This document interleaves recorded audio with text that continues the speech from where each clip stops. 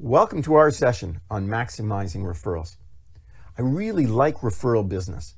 I like it because someone has recommended us.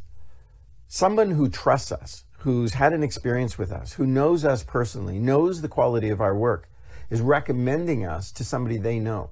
So it's like you're already pre-sold in advance. It's so much easier to sit down with a seller who already has an expectation of the quality of your work and has received a recommendation from somebody they trust. The same can be said about a buyer, somebody who's struggling to find the perfect property, and somebody they know has worked with you and you've done just an amazing job. But before we get into the nitty-gritty on a referral-based business, we really want to talk to you about real estate and where to look for business and how to develop and nurture those relationships. My first question I always ask people is, why'd you get into real estate? And I hear all kinds of interesting answers. I hear things like, well, I always liked houses. And I think to myself, well, that's kind of weak. And then I hear people say to me, I'm a people person. I've always liked people. And I think to myself, well, that's going to change. Well, you know why everybody gets into real estate? I shouldn't say everybody, but most people get into it. They get into it for the money. And when I say that, I don't mean it in a greedy sort of selfish way. But often people are looking for a career that will reward them financially so that they can live the life they want. That's what they're really looking for. They're looking to have some of the extras, a nicer car, maybe a better address, a better place for their kids to go to school, better vacations, whatever it is. They're willing to give up some security for opportunity. And I love that about real estate. I love the fact that you can get up every day, hit the reset button, and only you get to decide how much money you want to make. I mean, literally, you have the opportunity to decide how many zeros on your paycheck. When I first got into real estate and I went to a career night, the broker who was making the presentation, one of the first things she said is you can make as much money as you want in real estate. And for me, that was really interesting. It was exciting to think that if I worked really hard at something, I could have a really special life. And that, I think, is one of the main draws to real estate, that, yeah, you'd be willing to give up some nights and weekends, and maybe you would take a pass on a special birthday or an anniversary because the effort into your career is just going to make for that much better of a life for you and your family. I get it. So I got to think that one of the main drivers for most people is they want to make more money, not because they're greedy or selfish, because truly they want a better life. The second thing I run into often with people when I ask them that question, they tell me, I want to be my own boss. And I think we've all had an experience where we worked for somebody that we thought, how did this person get this far in life? They really don't seem qualified or equipped to be in the position they are. So for me, I've always enjoyed the creative latitude of being in charge of my own business, my own career, where I was going. And I love real estate because you really can't get bored in it. We all start out mostly selling residential real estate. And yes, after a while, kitchens and bathrooms become a little repetitive. So we have a habit of sort of focusing in on something that we're interested in. Maybe it's luxury real estate, or maybe it's a particular neighborhood, or maybe you're going to be a specialist in first-time home buyers, move-ups, or baby boomers. The really neat thing is you get to decide. So you get to be your own boss. It's not like somebody says, this is what you have to do. You get to get up every morning and decide, what kind of business do I want? Where do I want that business to come from? What's going to happen with my business? It's all up to you. It's fabulous. And I love that creative latitude. For me, being in charge of where I was going and what I was interested in and what I wanted to read and what I wanted to investigate.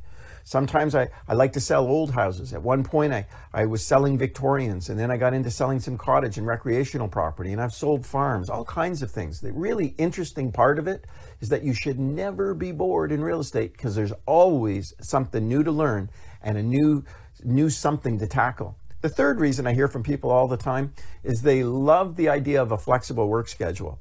Now, some of you may say, well, that may say to me, that's an urban legend because there is no flexibility. Nights, weekends, holidays, I'm chasing everything. I've never worked so hard in my life. I get it. But think of it this way. Honestly, if you worked for somebody else and your son or daughter was having an important basketball game on Friday or a recital, and you went into the boss and you said, hey boss, I want Friday off. My son's in the basketball championships. I want to go. And you got to know that decision rests with the boss. I mean, he may very well say, no, this is a busy season. I don't have time. We can't afford to have you off so you can watch a basketball game.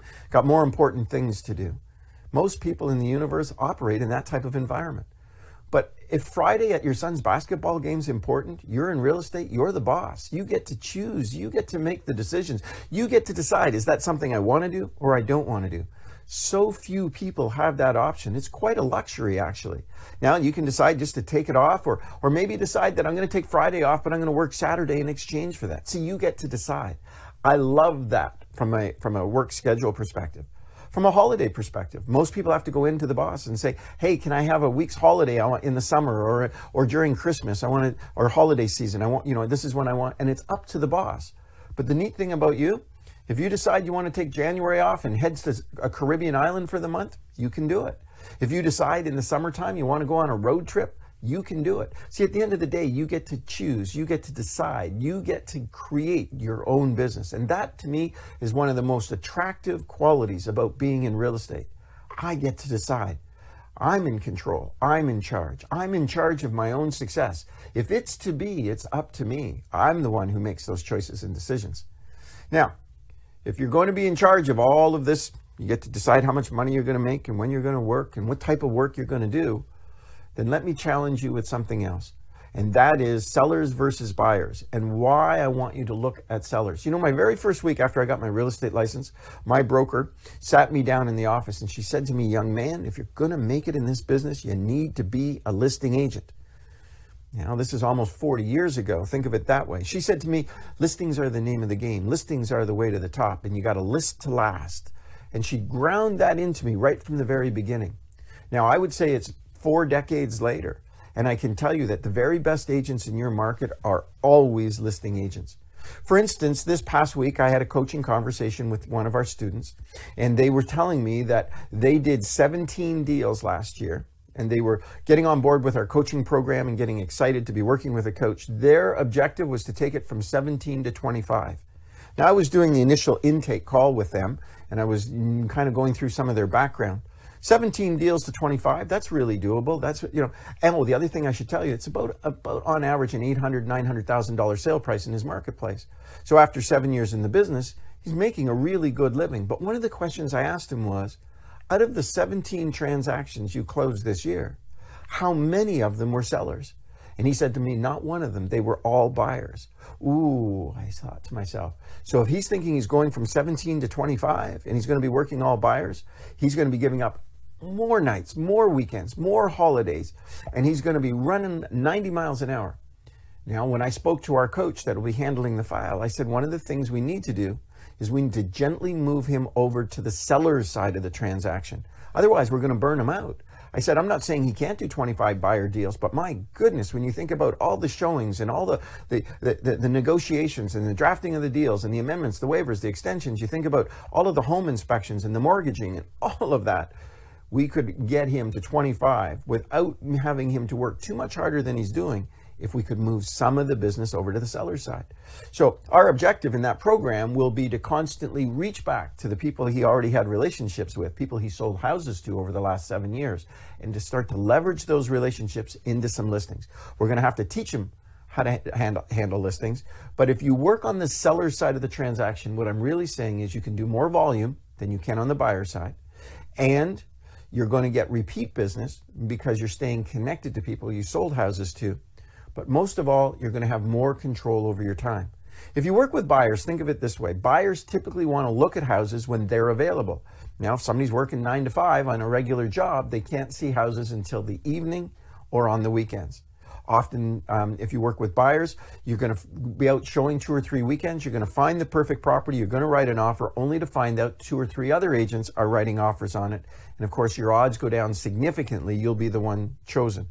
It's frustrating, a lot more time on the buyer side. Now, I'm not suggesting that you disregard any of your buyers. Do I want you to work them? Absolutely, I do. But I want you to start thinking about strategy on how you're going to uncover seller opportunities, because that's going to bring some of that work-life balance we talked about. So you got into real estate. We got to manage our schedule effectively. And part of that is being thoughtful about where we're getting our commission checks. Second one I have for you is you've got to be in more control of your income if you work with sellers. It's very hard for you to control your income on the buyer side.